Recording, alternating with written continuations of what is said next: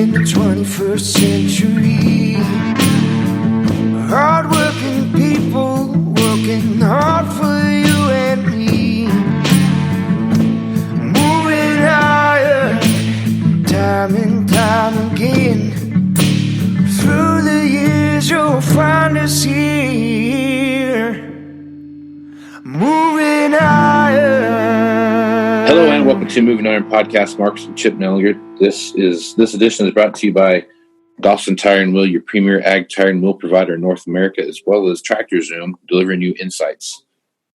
Well, Chip, I really feel like we've kind of hit that free fall point here. We had a rebound and everything kind of came back, and this coronavirus thing is gripping the country by the neck here, and we are state by state. Seems like a little bit different, but more and more things are getting closed for a 2-week period, and pretty much the idea of self-quarantine is sticking in there, and the markets have responded with what they think of that, and it's not very good.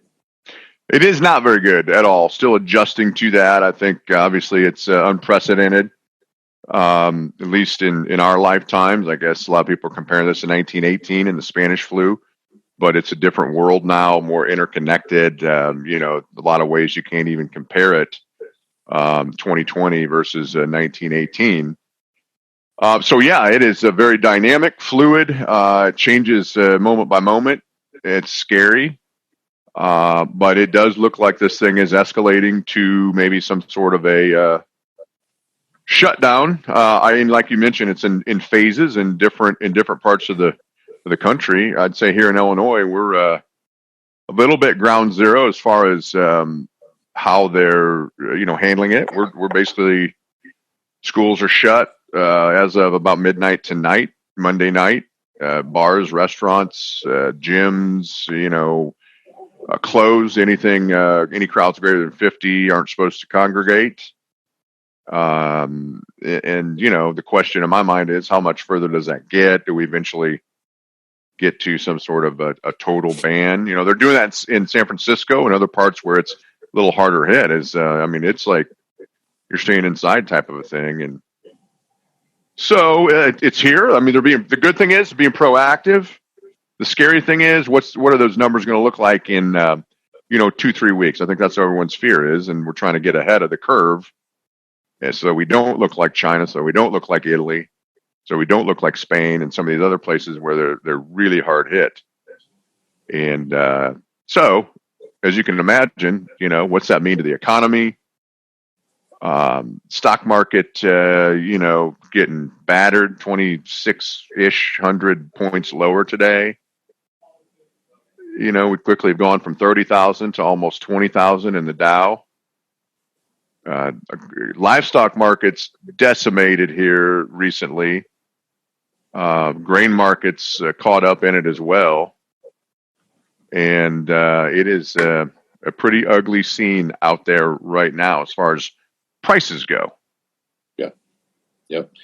And the weird thing about this is everything's down. Doesn't matter what it is. It's gold's down, oil's down. Gasoline took a hammer to the head over the last night. That's another thing to talk about too. So, price of gasoline hit an all-time low, and what's that mean for ethanol market? Let's talk about that for a little bit. You look at ethanol right now; it's already kind of struggling just because of the way things are. Then you kind of throw in ultra cheap gasoline on top of that fire. Yeah, just make it get bigger.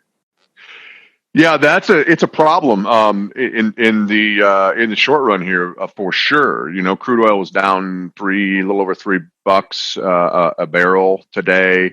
As you mentioned, gasoline and heating oil just getting pummeled. Gasoline was down like 19, almost 20 cents today on the futures market.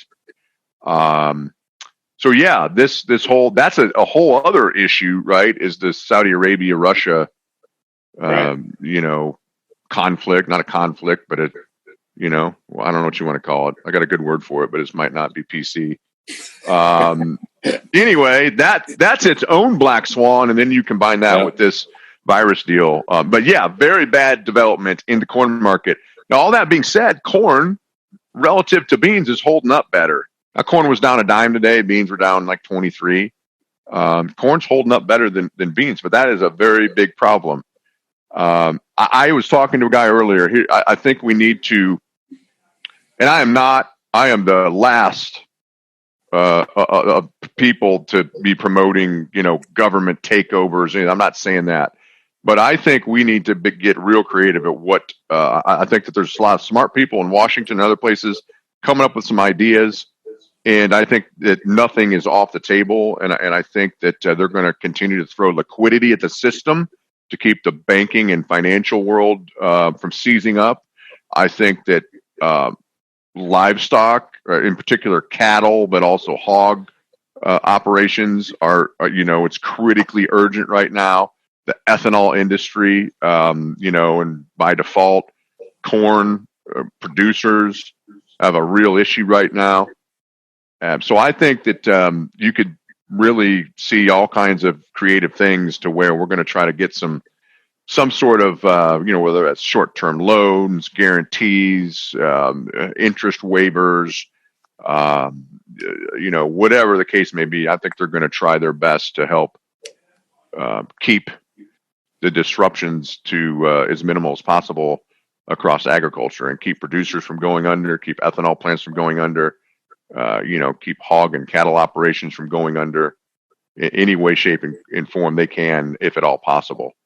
It might be a bumpy road here. It might in the short run. It doesn't mean that we've seen the lows yet. But this world and this country have to eat, and I think they know that at the highest levels of government right now. Yeah, I think they'd be pretty scared of the outcome if they went to the grocery store and there wasn't food on the shelves. I mean, that would be, the coronavirus would look like a walk in the park compared to what would happen if that took place. So there's a lot of that on there too. But I guess let's fast forward here a little bit. So you think about, I've heard anywhere from 6 to 9 weeks to 5 months to, all these different numbers get tossed around out here about, what we could look like when this virus kind of runs its course and we start seeing, a decline in the number of new cases or no new cases and those kind of things. Right now, the market's in a panic mode, and I get that they're panicking, making sure that they're covering their positions and those kind of things. But once we kind of hit the phase, kind of like where China's at right now, they've kind of hit that backside of this deal. You got to think that there's going to be a lot of people wanting to refill a lot of coffers that they kind of spent through this virus stage. So I guess what's your thoughts on that, and kind of what's your feel for the kind of the long term, I guess more the short term nature of this deal? Yeah, I think you're right. I mean, there's massive amount of demand right now as people go stock up on food, right? And they're not going to be eating out. I guess there's still some carry out, delivery type stuff going on, but they're not going to be going into restaurants to eat. They're going to be staying home and eating more. It's caused a huge amount of demand right now. You can't keep meat on the shelves. The hog cutout this afternoon was up like $3.54, something like that. The cutout, beef cutout, sharply higher as we're trying to keep meat on the shelves in stores. But yet the futures price just gets pummeled. We had a massive swing today. We were expanded limit down for most of the morning, most of the day, and in cattle, $4.50 lower. Some of the box beef and cutout values come out. We rally almost to limit up, and then close. Basically close to limit down. So we had $9 swing low to high, and then a almost back down to limit down. Massive volatility. I think you're right, though. I think out at the backside of this, things will get better, but I don't think it's a 2-day or 2 week. I think you're talking about several weeks here, several more weeks before we know. Now, if we get 3 weeks out and this thing, it's not Italy in the United States, and it's not China, and we've kind of helped curtail this thing. Your stock market's going to come roaring back in all our grain markets and livestock markets.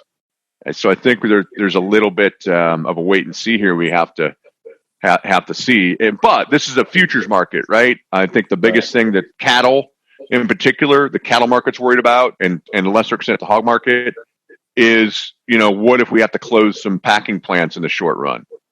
So I think that, again, there hopefully will be some assurances we're going to keep the supply chain moving and keep the animals, moving through plants and not getting backed up.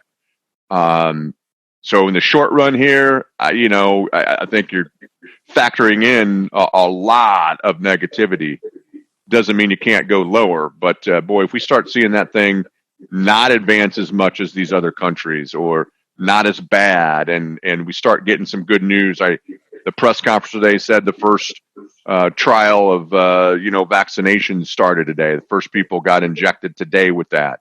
There's some good news on that front, and some cohesiveness with the government, and getting some more money out there to help solidify things. You could come roaring back off these lows, but in the very short run here, we need to just be prepared for a little more negativity, some more downside, and we will get through this. But it's not going to be fun in the short run. Absolutely not. Well, there's never been a better time to have a plan, or just someone to kind of help you take the emotion out of the process we see right now. So, Chip, a lot of people are probably picking their brain to wonder how they're going to keep the emotion out of a free fall marketplace. But if folks want to reach out to you and ask you some questions about what's going on, what's the best way to do that? Yeah, best way is just give us a call, 309-550-7213.